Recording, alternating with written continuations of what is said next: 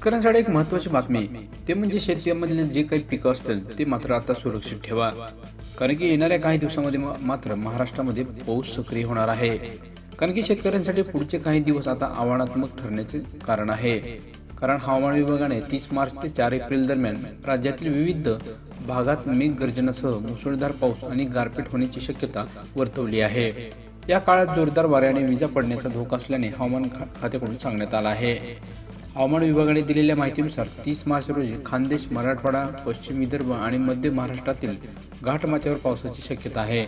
तर 31 मार्च रोजी पावसाची तीव्रता काहीशी कमी होणार असून त्यानंतर 1 ते 4 एप्रिल दरम्यान पुन्हा एकदा वादळी वाऱ्यासह जोरदार पावसाची शक्यता असल्याने अशी माहिती हवामान विभागाकडून देखील सांगण्यात आली आहे.